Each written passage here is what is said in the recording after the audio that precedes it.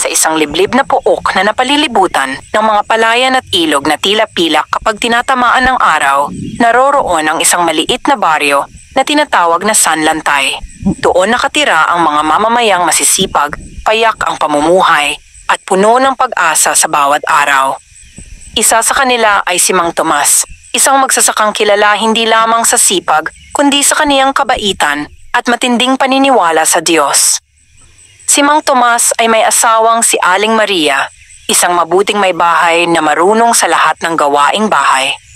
Mula sa pagtitinda ng kakanin sa palengke hanggang sa pag-aalaga ng kanilang mga alagang manok. Ngunit sa kabila ng kanilang kasipagan, nananatiling kapos ang kanilang ani at kabuhayan. Araw-araw nagtitiis sila sa simpleng hapunan, isang mangkok na lugaw, kaunting tuyo, at isang tasa ng kape na karaniwang pinahahaluan ng kaunting asukal upang tumagal. Meron silang iisang anak na babae, si Lira, 12 anyos, masayahin, at may pangarap na maging guro balang araw. Madalas siyang makita sa tabing ilog, naglalaro kasama ang mga batang kapitbahay, ngunit hindi rin siya nakakalimot sa pagtulong sa kaniyang mga magulang.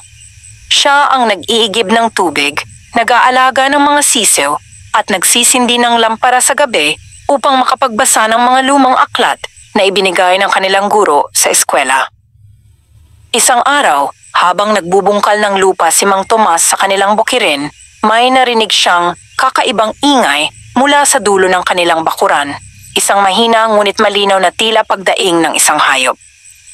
Iniwan niya sandali ang kaniyang araro at tinungo ang pinagmumulan ng tunog. Sa ilalim ng isang punong santol, nakita niya ang isang gansa, maputi, marungis, at tila sugatan sa pakpak. Ang gansa ay nanginginig, parang gutom at uhaw. Kaawa-awa naman, sabi ni Mang Tomas at agad niyang kinuha ang gansa. Dinala niya ito sa bahay at tinawag si Aling Maria. Maria, tingnan mo, parang sugatan. Baka kaya napadpad dito. Agad namang kumuha ng palanggana si Aling Maria. Nilagyan ng maligamgam na tubig at maingat na hinugasan ang pakpak ng gansa. Wala naman yatang bali, sabi niya. Pero mukhang matagal nang hindi nakakain. Si Lira naman ay tuwang-tuwa. Tatay, pwede ko po ba siyang alagaan? Tanong ng bata. Habang pinupunasan ang balahibo ng gansa, baka kapag gumaling siya, hindi na siya aalis. Tumango si Mang Tomas. Sige anak, basta aalagaan mo ng mabuti. Tandaan mo, bawat nilalang ay may dahilan kung bakit ipinadala sa atin ng langit. At mula noon, tinawag ni Lira ang gansa na Luna dahil sa puting-puti nitong balahibo na tila kasing liwanag ng buwan. Makalipas ang ilang linggo, gumaling na si Luna. Naging masigla ito at laging sumusunod kay Lira kahit saan siya magpunta. Kapag umaga, lumalabas silang mag-ina sa bakuran. Pinapakain ng mais at palay ang mga manok at si Luna. Ngunit isang umaga may natuklasan si Lira na hindi niya inaasahan. Tatay, nanay, tingnan niyo po ito. Sigaw ng bata habang may hawak na kakaibang bagay mula sa pugad ni Luna. Ang mga magulang ay nagulat. Ano yan? Tanong ni Aling Maria. Itlog po, sagot ni Lira. Pero parang ginto. At tunay nga ang itlog ay kumikislap sa liwanag ng araw. Mabigat at walang bahid ng karaniwang puti ng itlog ng manok o gansa. Si Mang Tomas ay napahinto, halos hindi makapaniwala sa kaniyang nakikita. Baka laruan lang yan, anak, sabi ni Mang Tomas habang marahang hinawakan ng itlog. Ngunit nang mapansing malamig ito at may bigat na parang bato, nagduda siya. Hindi ito ordinaryo. Kinabukasan, dinala ni Mang Tomas ang itlog sa bayan upang ipatingin sa isang matandang panday, si Mang Igme, na kilalang mahusay sa mga metal at alahas. Pagkarinig pa lamang sa kwento, napakunot ang noo ni Mang Igme. Kung totoo ang sinasabi mo, Tomas, baka natagpuan mo ang isa sa mga bagay na bihira sa daigdig. Nang suriin niya ang itlog, gumamit siya ng maliit na martilyo upang bahagyang kalabitin ito. Ang tunog na bumalik ay hindi gaya ng isang itlog, matigas, matining at tunog ng purong ginto. Nanlaki ang mga mata ni Mang Igme. Kaibigan, sabi niya, ito ay totoong ginto. Hindi makapaniwala si Mang Tomas. Paano nangyari iyon? Galing lang ito sa gansa naming alaga. Ngunit tumawa lamang si Mang Igme. Kung totoo nga na ang gansang iyan ang nangitlog, abay biyayang hindi mo dapat ipagmalaki sa iba. Ingatan mo yan. Maraming mata ang nagmamasid sa ginto at mas mabilis ang inggit kaysa sa kabutihan. Pag-uwi ni Mang Tomas, agad niyang ikinuwento sa mag-ina ang balita. Si Lyra ay halos mapatalon sa tuwa, samantalang si Aling Maria ay nanalangin.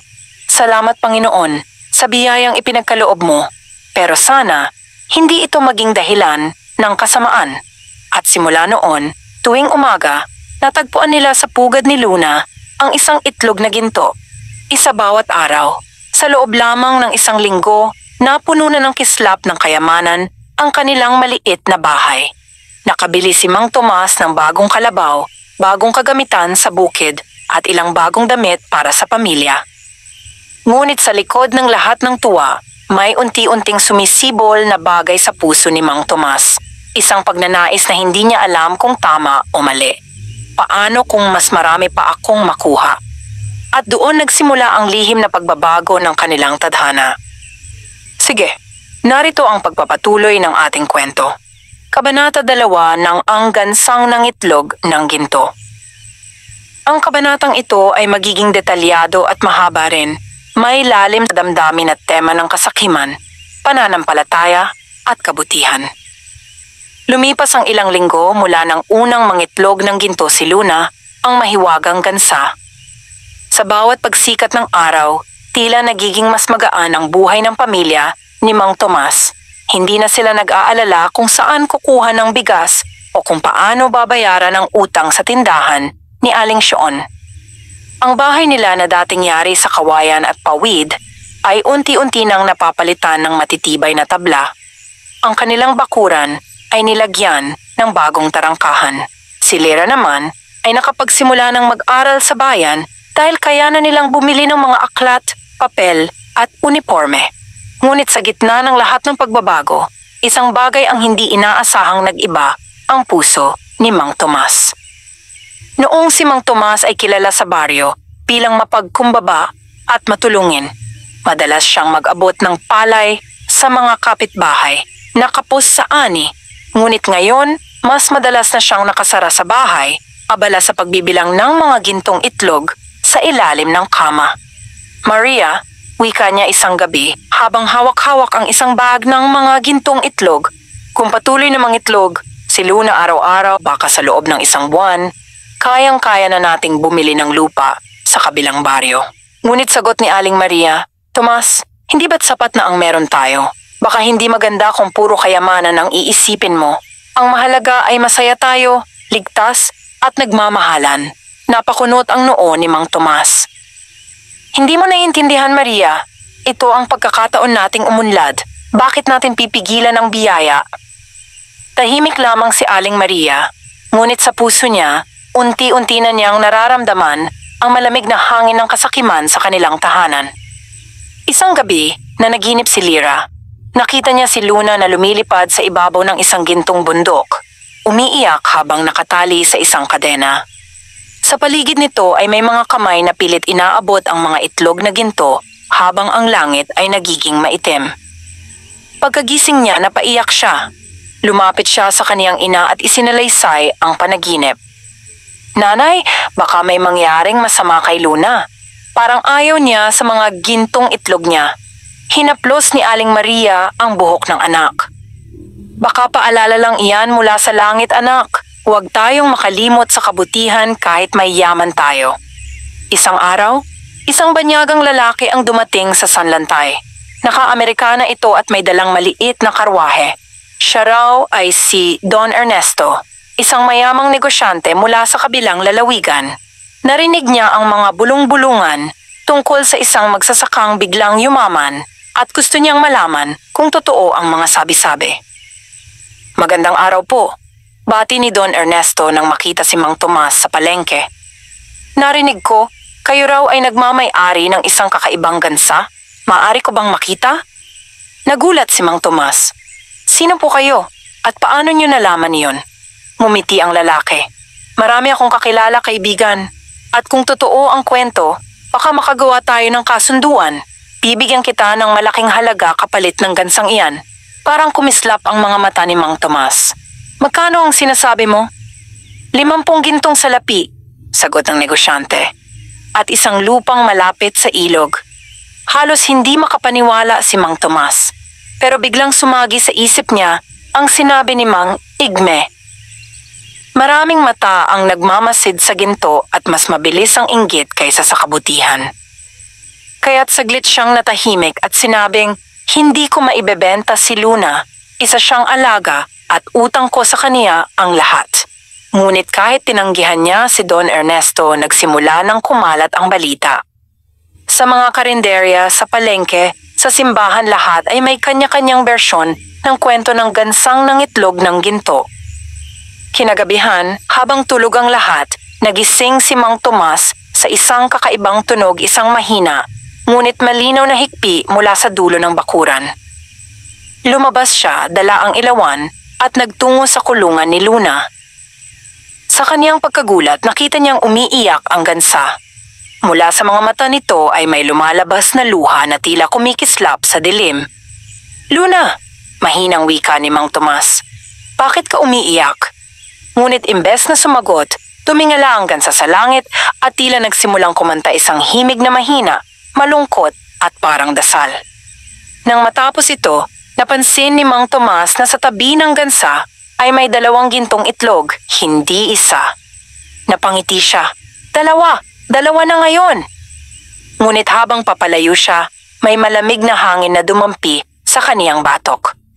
Sa isang iglap, parang narinig niya ang isang tinig sa hangin, mahinang boses ng babae na pabulong. Ang tunay na kayamanan ay sinusubok sa puso, hindi sa bulsa. Napalingon siya, ngunit wala siyang nakita. Ang tanging naiwan ay ang kumikislap na mga gintong itlog sa kaniyang kamay. Mula noon, hindi na nakontento si Mang Tomas sa isang itlog kada araw.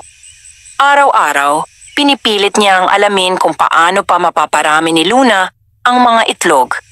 Pinakakain niya ito ng mas maraming palay, binibigyan ng gatas, at minsan ay pinipilit pa niyang pisilin ang tiyan nito sa pag-asang lalabas ang higit pang ginto.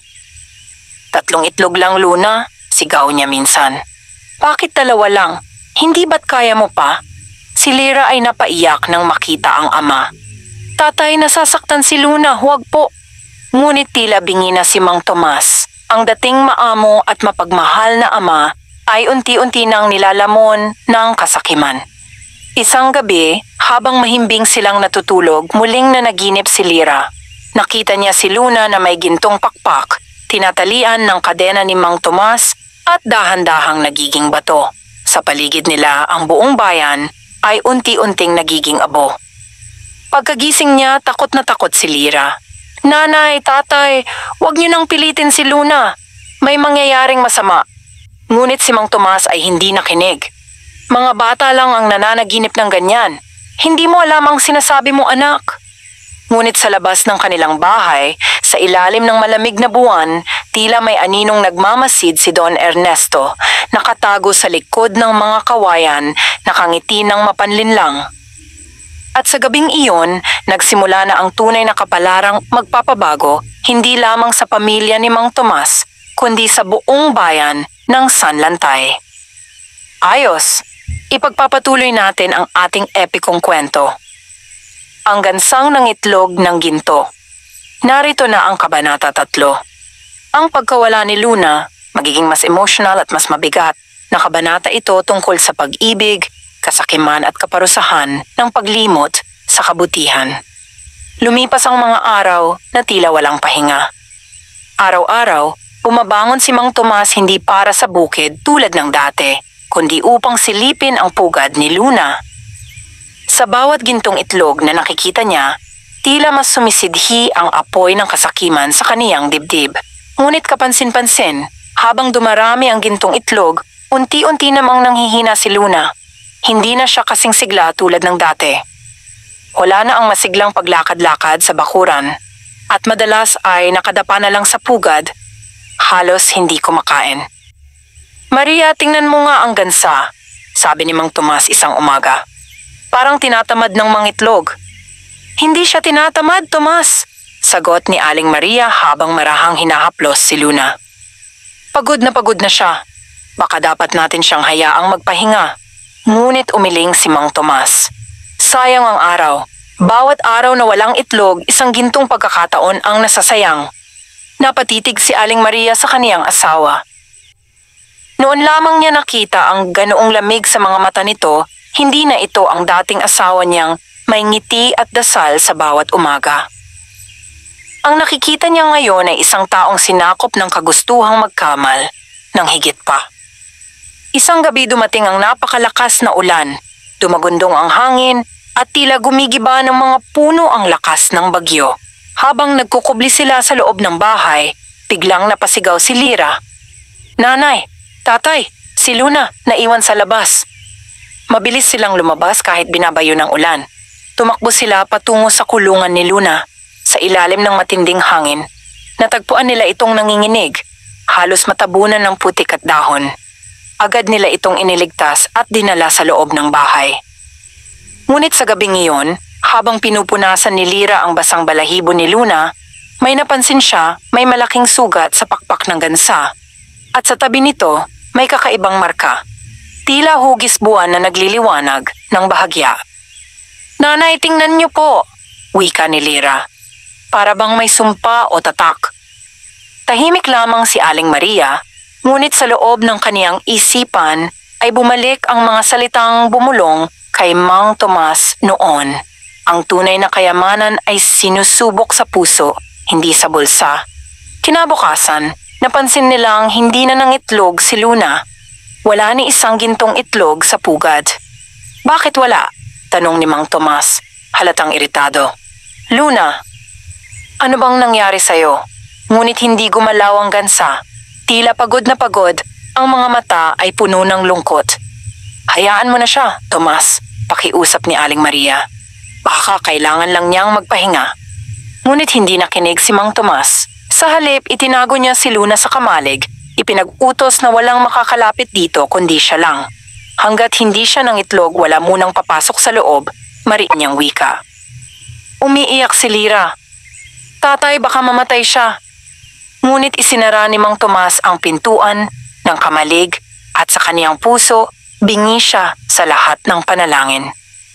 Habang abala si Mang Tomas sa pagbabantay kay Luna, muling bumalik sa baryo si Don Ernesto, ang negosyanteng minsang nag-alok ng salapi kapalit ng gansa. Lumapit siya kay Aling Maria na nooy nag-iigib ng tubig sa poso. Magandang umaga, Ginang, bati niya na may mapanlinlang ng ngiti. Narinig ko na hindi na raw ng itlog ang inyong gansa. Sayang ano? Tumingin si Aling Maria ng diretso sa kanya. Wala akong dapat sabihin sa inyo, Don Ernesto. Umalis na po kayo. Ngunit ngumiti ang lalaki at marahang nagsabi, kung sakaling gusto ninyong palitan ang buhay ninyo, bibigyan ko kayo ng alok. Hindi ko nabibilhin ng gansa, pero alam kong may lihim sa loob ng mga gintong itlog. Isa iyong kayamanang higit pa sa iniisip ninyo. Anong ibig mong sabihin? Tanong ni Aling Maria. Ngunit bago pa siya makasagot, tumalikod na si Don Ernesto at naglaho sa hamog ng umaga. Naiwan si Aling Maria na naguguluhan, ngunit sa puso niya ay alam niyang may masamang mangyayari. Kinagabihan, nagising si Lira sa kakaibang ingay parang mga pakpak na pumapalo. Lumabas siya ng bahay at tumakbo patungo sa kamalig, dala ang lampara. Sa pagdating niya roon, nakita niyang bukas ang pinto at si Luna ay wala na. Nanay, tatay, si Luna, nawala siya. Nagtakbuhan silang tatlo palabas at sa malayo, sa tuktok ng burol, nakita nila ang liwanag tila isang gansang may gintong pakpak na dahan-dahang lumilipad palayo patungo sa bundok lantay. Teka, Luna! Sigaw ni Lira, ngunit hindi na ito lumingon. Lumuhod si Mang Tomas sa lupa, halos hindi makapaniwala. Bakit mo ako iniwan? Ako ang nag-alaga sa'yo, ako ang nagligtas sa'yo. Ngunit sa pagitan ng hangin, tila may tinig na sumagot, malamig ngunit malinaw. Ang nagmamahal ng totoo, hindi nananakit. Ang sakim sa huli ay laging nawawalan. Pagkaraan ng ilang sandali, naglaho ang liwanag. Ang langit ay muling nagdilim at ang tahimik na baryo ng Sanlantay ay tila binabalot ng kalungkutan. Kinabukasan, natagpuan ni Mang Tomas na lahat ng gintong itlog ay unti-unting nagiging abo. Ang dating makinang na ginto ay natunaw sa liwanag ng araw. Ang kanilang mga alahas, mga bagong gamit at mga salaping nakuha mula roon ay naglaho rin, iniwang hukag ang kanilang tahanan. Lumuhod si Mang Tomas, luhaan, habang niyayakap ang kaniyang anak at asawa. Maria, Lyra, patawarin niyo ako. Ako ang dahilan ng pagkawala ni Luna. Ako ang sumira ng lahat. Ngunit hinawakan ni Aling Maria ang kaniyang kamay. Tomas, hindi pa huli ang lahat.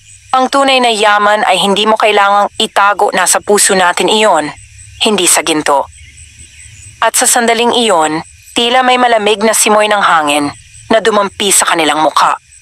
Sa di kalayuan, sa ibabaw ng bundok lantay, sumilay ang isang sinag ng liwanag, hugis ng gansa na tila nakatingin sa kanila bago tuluyang maglaho sa ulap. Si Lyra ay ngumiti kahit umiiyak. Nanay, tatay, hindi tayo iniwan ni Luna. Pinauwi lang siya ng langit. At sa gabing iyon, unang pagkakataon na muling nakatulog si Mang Tomas nang may kapayapaan sa puso kahit wala ng gintong itlog, mayroon naman siyang aral na mas mahalaga sa kahit anong kayamanan.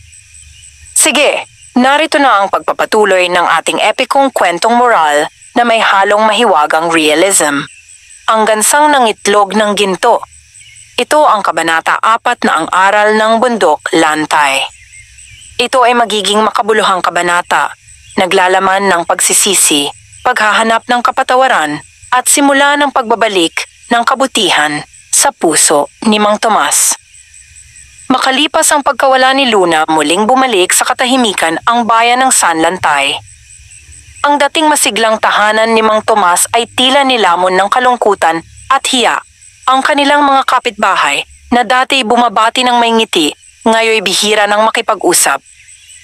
Marami ang nakarinig ng kwento tungkol sa mahiwagang gansa, sa gintong itlog at sa kasakimang sumira sa lahat. Ngunit higit sa lahat ng bulong-bulungan, ang pinakamabigat ay ang konsensya ni Mang Tomas. Araw-araw, nakaupo siya sa tabi ng kulungan kung saan dati nananahan si Luna. Nakatingin lamang siya sa bakanting pugad, hawak-hawak ang isa sa mga natirang abo ng gintong itlog. Minsan akala ko'y biyaya ang hawak ko, bulong niya sa sarili. Pero hindi ko napansin, isa pala itong pagsubok.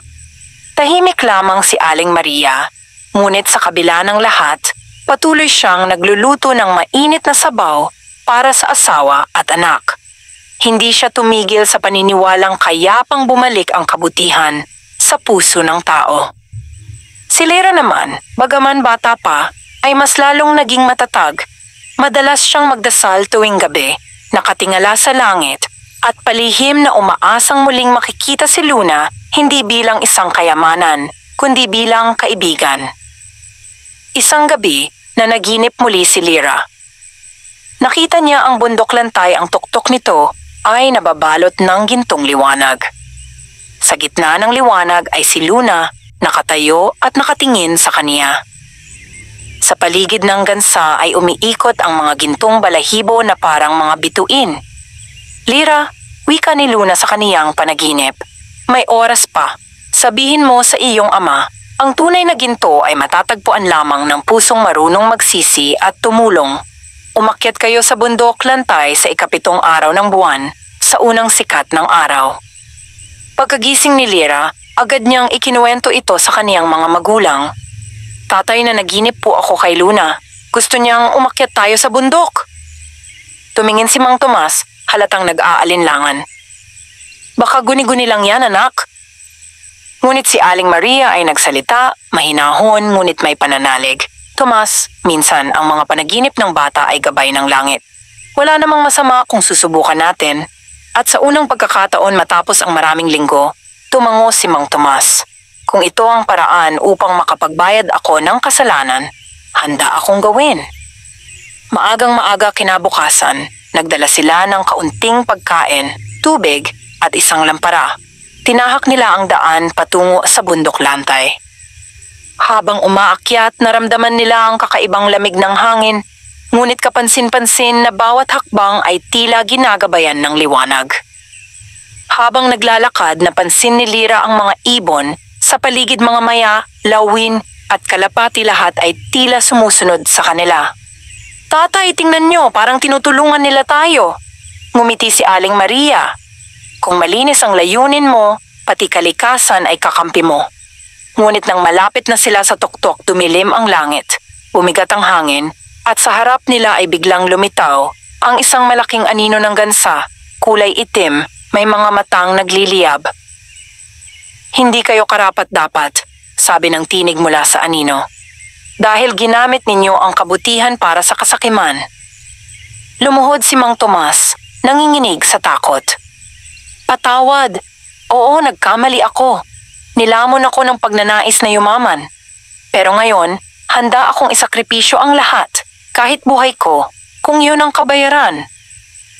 Tahimik sandali ang paligid at unti-unting nawala ang dilim. Mula sa anino ay sumilay ang gintong liwanag at sa gitna nito si Luna na muling nagpakita sa kanila.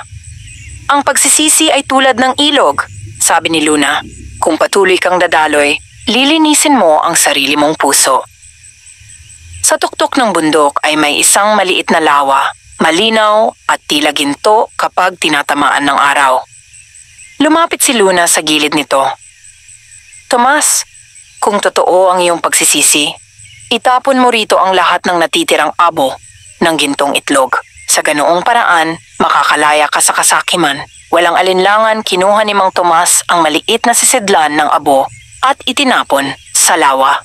Sa sandaling tumama ito sa tubig, kumislap ang buong paligid at mula sa liwanag ay lumabas ang mga gintong isda na nagsimulang lumangoy sa malinaw na tubig. "Mula ngayon," sabi ni Luna, "ang ginto ay mananatili sa kalikasan, hindi sa kamay ng tao. Ang bawat mabuting gawa ninyo ay magiging ginto sa mata ng langit." Lumapit si Lyra kay Luna, niyakap ito ng marahan. "Luna, pabalik ka pa ba sa amin?" Ngumiti si Luna. "Hindi ko kailangang bumalik dahil nasa inyo na ako sa kabutihan, sa pag-ibig at sa pagtulong." At sa huling pagkakataon, pumailan lang si Luna sa himpapawid. Ang kaniyang mga gintong balahibo ay nalaglag isa-isa at sa bawat paglapag nito sa lupa ay may tumutubong gintong bulaklak na kumikislap sa liwanag ng araw. Pagbalik nila sa Sanlantay, napansin ng mga tao ang kakaibang pagbabago kay Mang Tomas. Hindi na siya nagtatago ng yaman. Sa halip, tumulong siya sa mga kapitbahay, nag-aayos ng mga nasirang bubong, nagbibigay ng pagkain sa mga kapos at nagtuturo sa mga bata kung paano magtanim.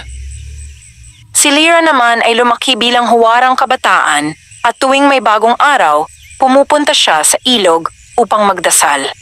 Ang mga gintong bulaklak mula sa bundok ay unti-unting kumalat sa buong baryo at tuwing tag-ani, nagiging mas masagana ang ani ng mga magsasaka. Ang biyayang hindi ipinagdadamot, wika ni Aling Maria, ay biyayang hindi nauubos. At mula noon, nakilala ang bayan ng Sanlantay bilang bayan ng ginintuang puso, hindi dahil sa kayamanan, kundi dahil sa kabutihang pinamana ng aral ni Luna. Maganda. Ipagpapatuloy natin ang ating malalim at makabuluhang kwentong Ang Gansang ng Itlog ng Ginto. Narito na ang susunod na yugto, isang kabanatang magpapakita ng pagbabago, pag-asa at pag-angat ng buong bayan mula sa mga sugat ng nakaraan. Makalipas ang ilang buwan, mula nang muling magpakita si Luna sa bundok Lantay, muling nagbalik ang kasiglahan sa bayan ng Sanlantay. Ang dating baryong payak at halos di napapansin ay ngayon ay kilala na sa mga karatig na lugar bilang bayan ng ginintuang puso. Hindi dahil sa kayamanan, kundi dahil sa kabutihan ng mga mamamayan nito. Si Mang Tomas, na minsan ay naging sakim sa yaman, ay naging pinunong tagapayo ng baryo. Hindi na siya ang lalaking nagbibilang ng gintong itlog sa ilalim ng kama. Siya na ngayon ang unang bumabangon upang tumulong sa kapwa magsasaka nagtuturo kung paano magtanim ng may paggalang sa kalikasan at may tiwala sa Diyos. Ang lupa ay may puso, madalas niyang sabihin.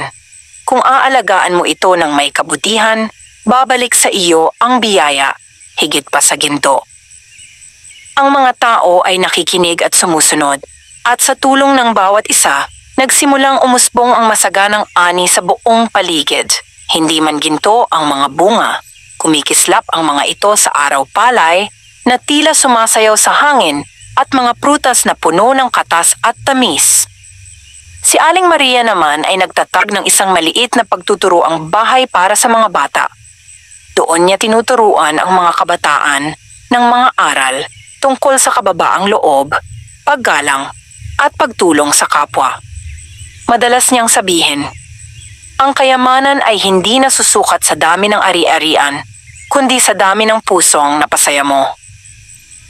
At si Lyra, ang batang minsang umiiyak sa pagkawala ni Luna, ay lumaki bilang tagapagmana ng kabutihan ng bayan. Marami ang humahanga sa kaniya, hindi dahil sa ganda o talino lamang, kundi dahil sa kabutihang likas sa kaniyang puso. Sa bawat tag-araw, sa gilid ng ilog, at sa paanan ng bundok lantay, patuloy na tumutubo ang mga gintong bulaklak na iniwan ni Luna. Ang mga ito ay hindi ordinaryong bulaklak. Sa gabi, nagliliwanag sila na tila bituin sa lupa at sinasabing ang sinumang magdasal sa tabi nito ng taos-puso ay magkakaroon ng gabay at biyaya.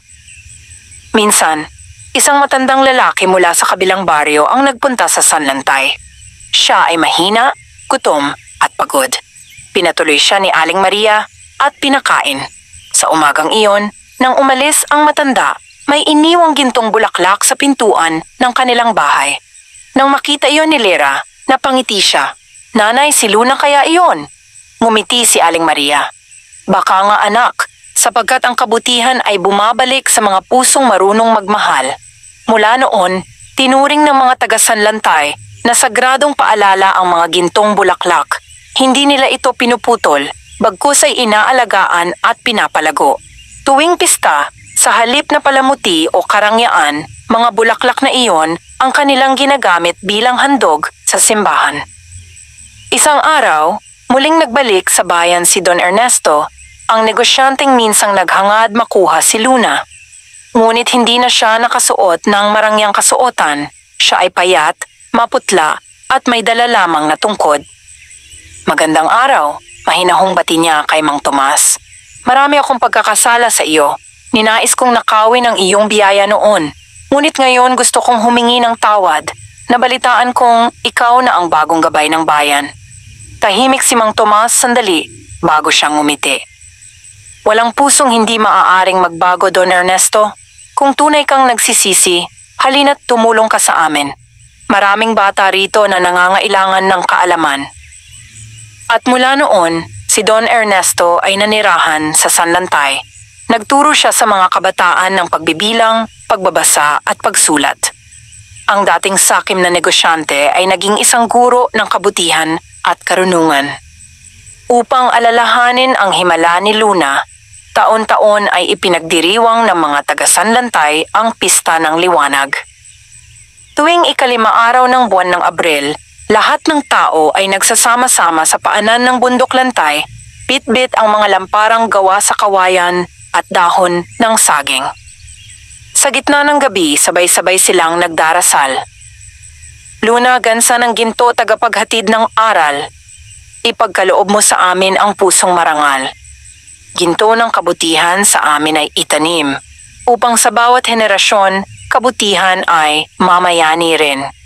At habang bumibigkas sila kumikislap sa langit ang mga bituin, at minsan, sa pinakamadilim na bahagi ng gabi, may makikitang isang gintong liwanag na dumadaan sa himpapawid, tila isang gansang lumilipad. Si Lyra, ngayon ay dalagang maganda, ay laging nakatingala kapag nakikita iyon. Tatay, wika niya, sa tuwing nakikita ko si Luna sa langit, naaalala ko na ang lahat ng kabutihan ay may pakpak, kailangan lang nating hayaang lumipad ito. Ngumiti si Mang Tomas, mahina ngunit puno ng kapayapaan. Tama ka anak, sapagkat kapag natutunan mong palayain ang kabutihan, hindi na kailanman mawawala ang biyaya. Mula noon, naging bantog sa buong lalawigan ang sanlantay hindi sa ginto, kundi sa kabutihan ng mga tao. Ang mga bisita ay pumupunta hindi upang maghanap ng yaman, kundi upang matuto ng aral ng buhay. Sa bawat bahay, may nakasabit na maliit na karatula na may nakasulat.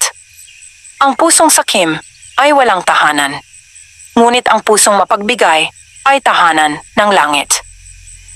At sa gitna ng bayan, itinayo nila ang monumento ni Luna, isang estatwa ng gansa na kabukang mga pakpak gawa sa bato at gintong dahon. Sa ilalim nito nakaukit ang mga salitang, hindi lahat ng ginto ay kayamanan, sapagkat ang tunay na ginto ay kabutihan. At sa tuwing sisikat ang araw, ang unang sinag ng liwanag ay tatama sa estatwa, magbibigay ng gintong kislap na para bang nagpapaalala. Ang kabutihan, kapag ibinahagi, ay walang hanggan. Napakaganda. Ipagpapatuloy natin ang ating kwentong Ang Gansang Nangitlog ng Ginto. Sa kabanatang ito, magsisimula ang bagong yugto ng bayan ng Sanlantay kung saan ipapakita na ang kabutihan ay may kakayahang magluwal ng panibagong biyaya, higit pa sa kayamanang material. Lumipas ang maraming taon. Ang bayan ng Sanlantay, na minsang kilala lamang bilang maliit na pamayanan sa paanan ng bundok, ay ngayon naging modelo ng kabutihan at pagkakaisa. Ang mga bata ay lumaki sa mga aral ni Mang Tomas, Aling Maria, at lira mga aral ng pagtulong, pagsisisi at pag-ibig sa kapwa. Ngunit isang kakaibang bagay ang muling naganap, isang umagang tahimik at tila karaniwang araw lamang.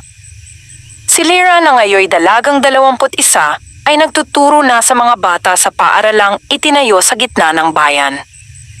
Mahilig siyang magsimula ng klase sa pamamagitan na kwento. Alam niyo ba, sabi niya sa mga bata, na minsan may isang gansang nagturo sa ating bayan kung paano maging mabuti. Ngunit habang siya ay nagtuturo, napansin niya ang batang lalaki sa huling upuan, si Nilo, anak ng isang magsasaka. May hawak itong kakaibang bato, kumikislap sa ilalim ng araw. "Ma'am Lyra," sigaw ng bata, "tingnan niyo po, parang ginto." Lumapit si Lyra at nang makita niya ito, napahinto siya. Hindi iyon ordinaryong bato. Ito ay hugis itlog at sa gitna nito may nakaukit na larawan ng gansa. Napatitig si Lyra at sa loob ng kaniyang puso may naramdamang malamig na simoy ng hangin pamilyar, magaan at parang boses ni Luna na bumubulong. Ang kabutihan ay namumunga muli. Dinala ni Lyra ang bato sa kaniyang mga magulang. Pagkarinig pa lamang sa kwento, agad silang nagtungo sa paanan ng bundok lantay kung saan unang lumitaw si Luna, maraming taon na ang nakalipas. Pagdating nila roon, nakita nilang may kakaibang liwanag na nagmumula sa lupa. Ang mga gintong bulaklak na dating naiwan ni Luna ay muling namumulaklak, ngunit ngayon, sa gitna ng mga ito, may maliliit na gintong itlog na hindi galing sa hayop kundi tila itinanim mismo ng kalikasan. "Nanay, tatay," mahinang sabi ni Lyra, halos hindi makapaniwala. Bumabalik si Luna sa pamamagitan ng lupa. Ngunit ngumiti lamang si Aling Maria.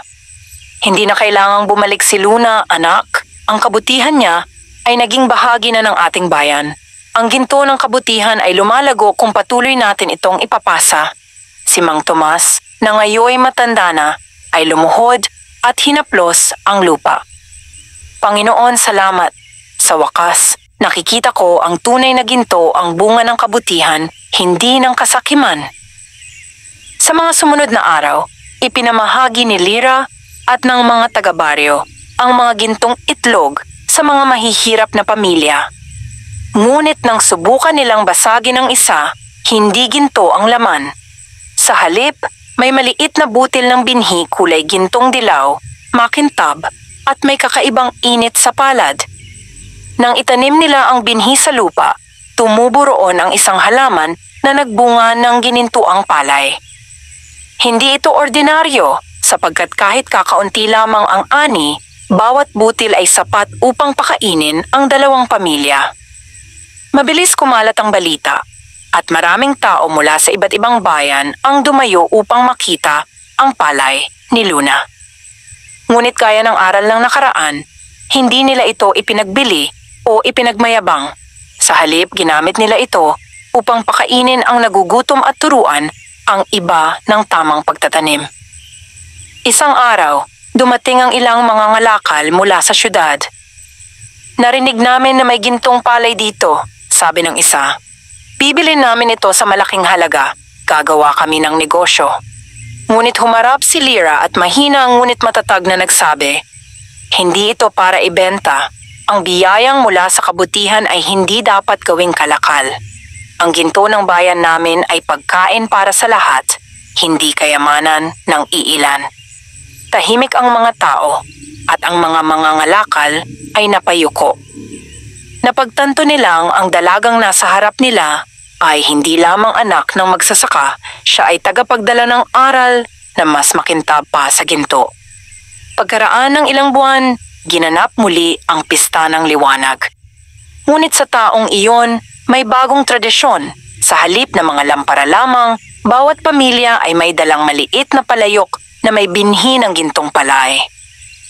Sabay-sabay nilang itinanim sa paligid ng bayan bilang simbolo ng pagpapasa ng kabutihan.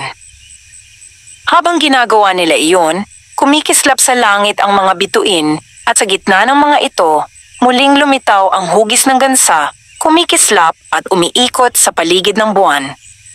"Luna," bulong ni Lyra, "ang kabutihan mo ay patuloy na nabubuhay." Pagkaraan ng pista, nagtipon ang mga tao sa gitna ng bayan. Tumayo si Mang Tomas, bagaman mahina na, at nagsalita sa huling pagkakataon sa harap ng lahat. "Mga kababayan, tandaan ninyo ito. Ang ginto ay kumikinang ngunit nauubos. Ang kabutihan ay tahimik ngunit walang hanggan. Huwag kayong magtago ng kayamanan, itanim ninyo ito sa puso ng kapwa.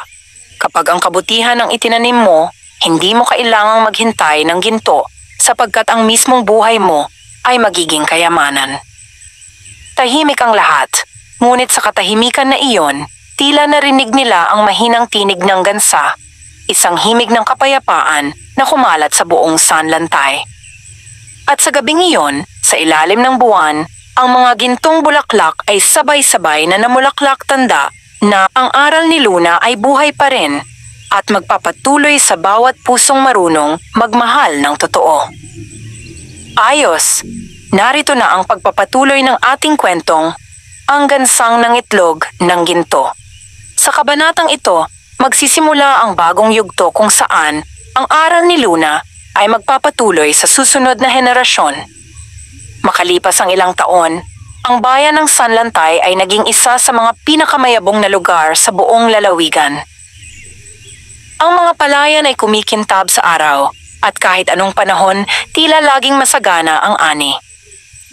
Ngunit higit sa lahat ng kayamanan, ang pinakamahalaga sa kanila ay ang ginintuang binhi, ang espesyal na palay na mula sa biyayang iniwan ni Luna.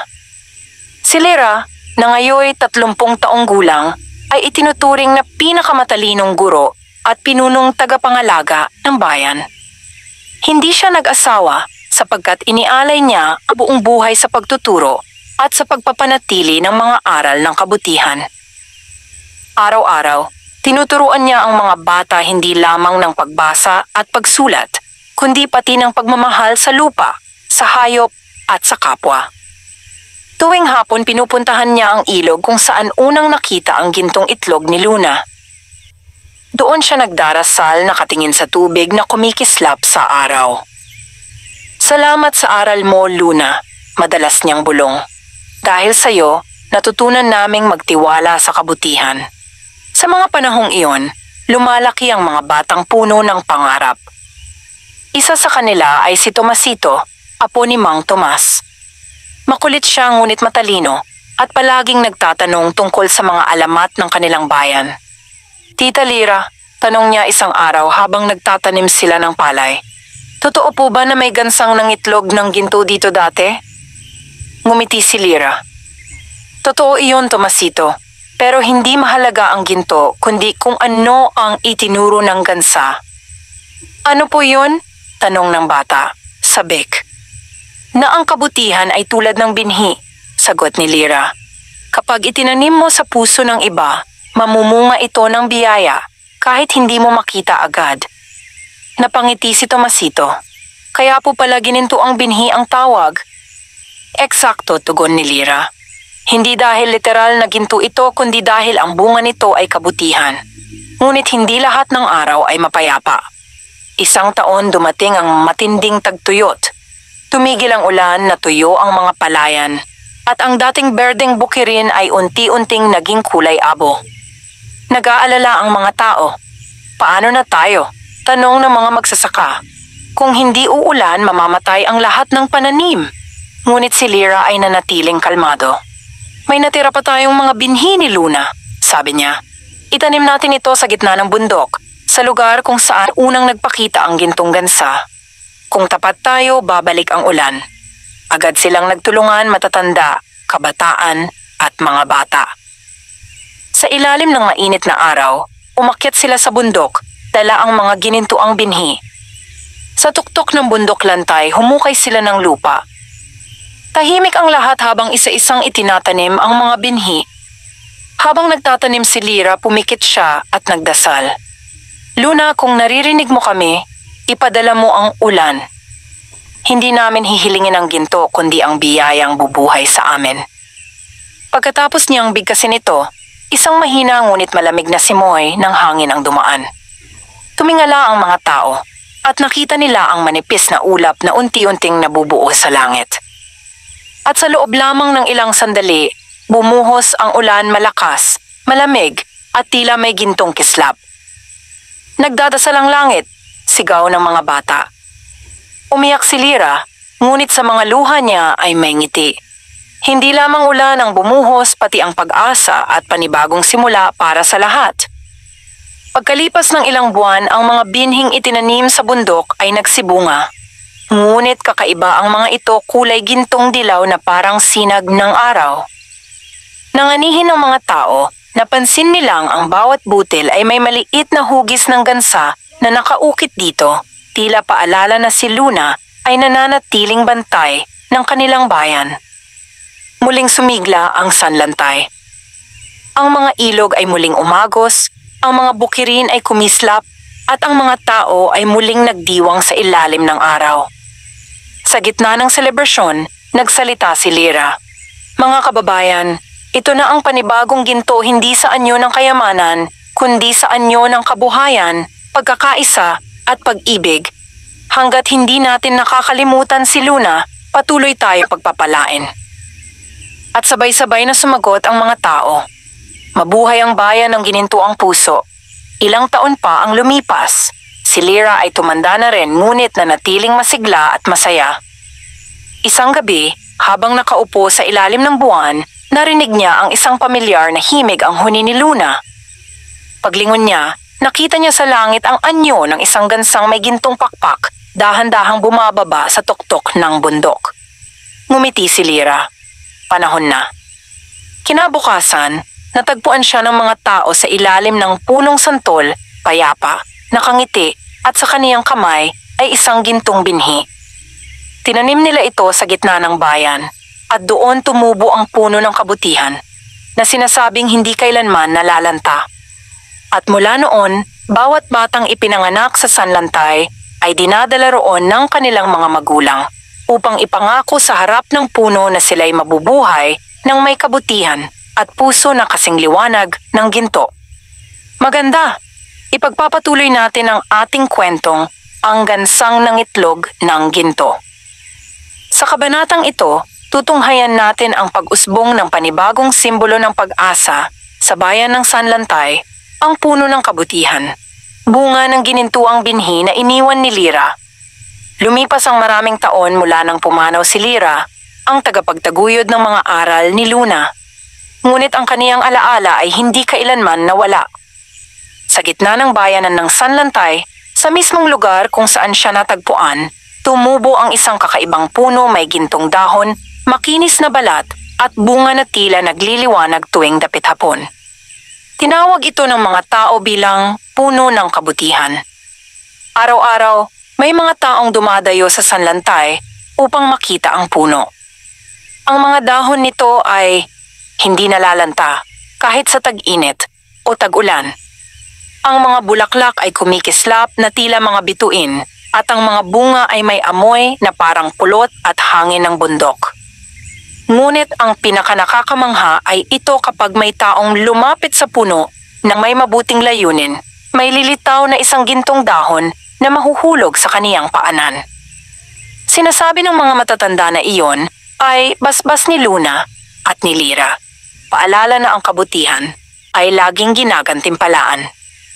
Ang panibagong henerasyon, lumaki si Tomasito, apo ni Mang Tomas, bilang bagong leader ng bayan. Ngayon ay isang binata na siya matalino, mapagkumbaba at may pusong ginintuan tulad ni Lyra. Tuwing umaga, dinadalaw niya ang puno upang magdasal bago siya tumulong sa mga tao. Lola Lyra, wika niya habang nakatingala, nasa langit ka man, ipagpatuloy ko ang sinimulan mo. Hindi na kailangang bumalik si Luna sapagkat ang kabutihan ninyo ay nasa bawat puso namin. Kasama niya ang mga kabataan ng Sanlantay na tinatawag ang sarili nilang mga tagapangalaga ng liwanag.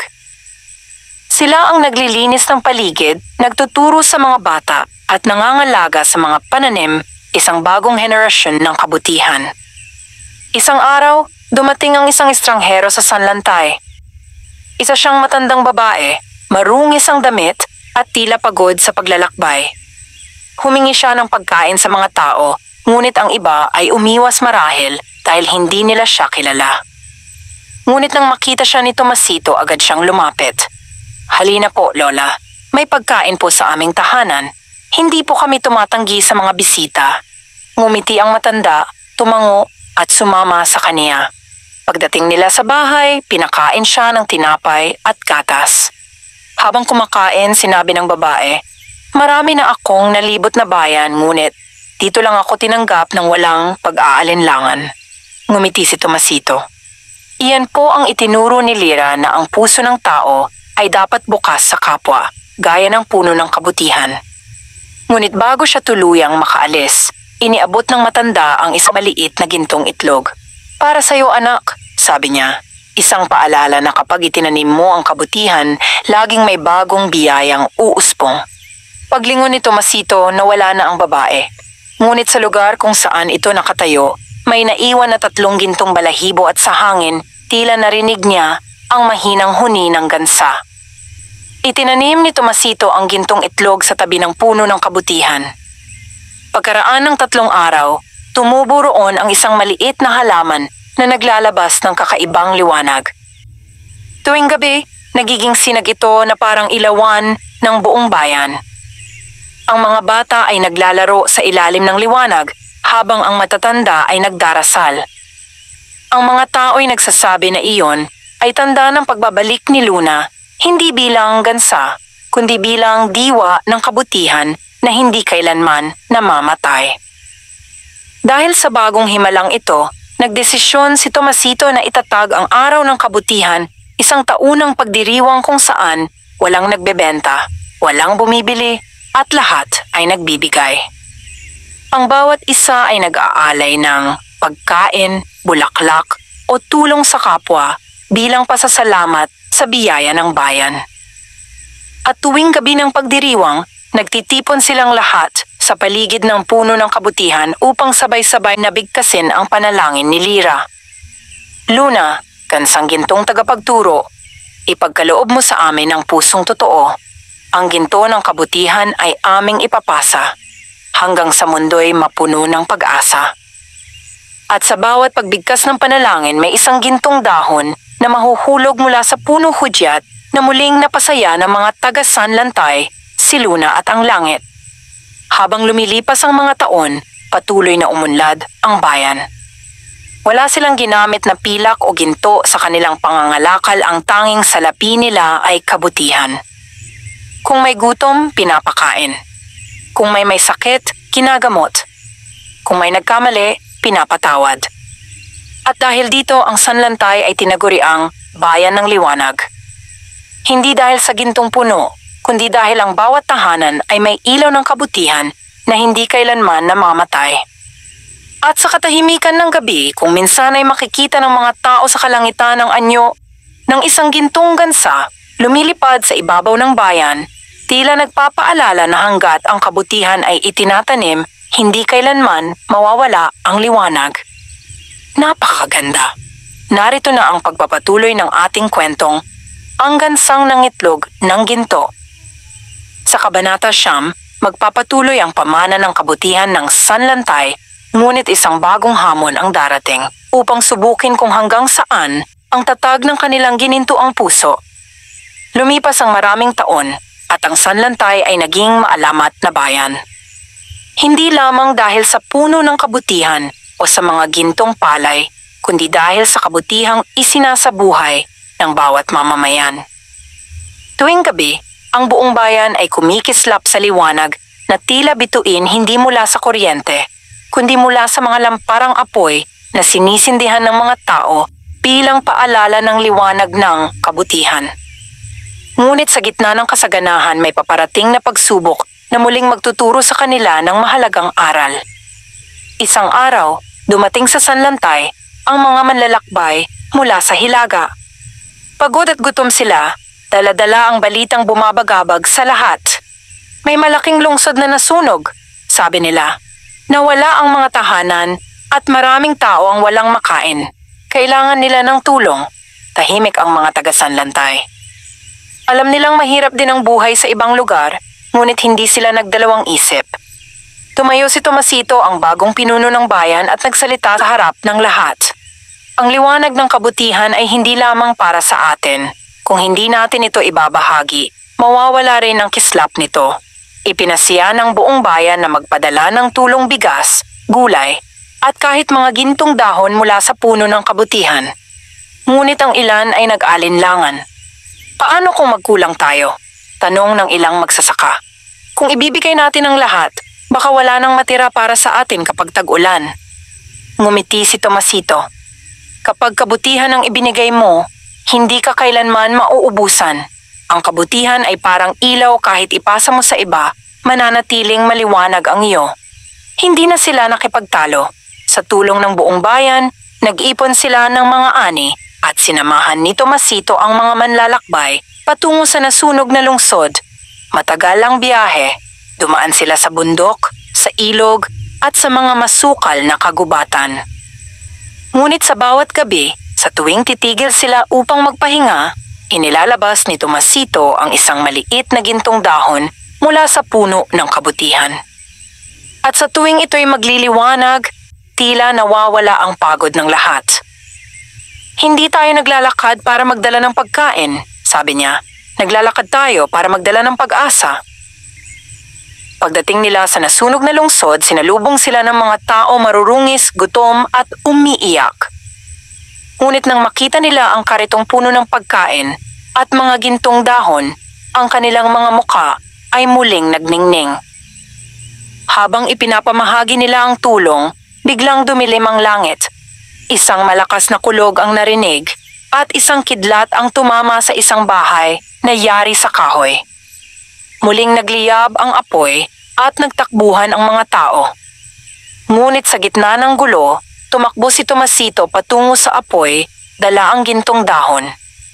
Hinawakan niya ito ng mahigpit at sumigaw. Liwanag ng kabutihan, protektahan mo kami. Sa lahat ng nakakita, tila isang himala, ang naganap ang apoy ay unti-unting humina at ang gintong dahon ay nagningning ng matindi hanggang sa tuluyang mawala ang apoy. Tahimik ang lahat. Ang mga tao ng lungsod ay lumuhod, humihigpi. Salamat, sabi nila. Akala namin tapos na ang lahat, ngunit dinala ninyo ang liwanag. Ngumiti si Tomasito. Hindi ito sa amin galing. Ito ay sa isang gansang nagbigay ng kabutihan noong unang panahon at sa isang dalagang nagtiwala sa pag-ibig ng Diyos. Pagkaraan ng ilang linggo, bumalik si Tomasito at ang kaniyang grupo. Sinalubong sila ng buong bayan sa gitna ng saya at musika. Sa gitna ng pagtitipon, tumingala si Tomasito at nagsabi, "Mga kababayan, ngayong gabi, nakita ko ang tunay na ginto hindi sa anyo ng yaman, kundi sa anyo ng pag-asa. Ang kabutihan, kapag ibinahagi, ay nagiging liwanag, ay naging buhay. Hindi na kailangang maghanap ng ginto sapagkat ang inyong mga puso ay kumikislap ng higit pa rito. Pagkatapos ay unti-unting naglaho ang anyo ni Luna, ngunit sa langit ay naiwan ang isang gintong bituin mas maliwanag kaysa sa iba, at sinabing iyon ay ang bituin ni Luna. Pagkalipas ng ilang araw, pumanaw si Tomasito sa edad na 72.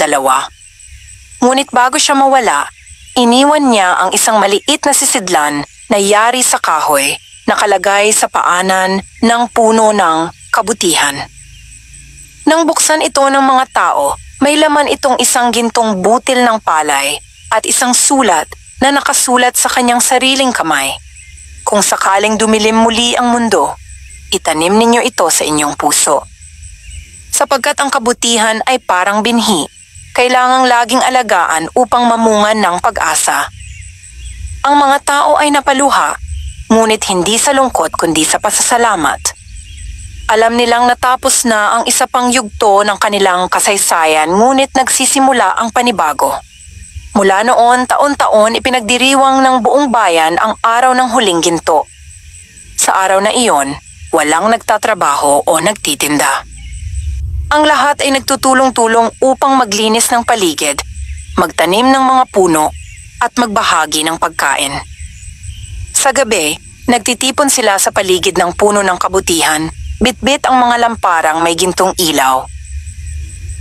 At sabay-sabay nilang binibigkas ang panalangin ni Lyra at Tomasito. Luna, kansang gintong tagapagturo, sa bawat henerasyon, kami iyong bantayan.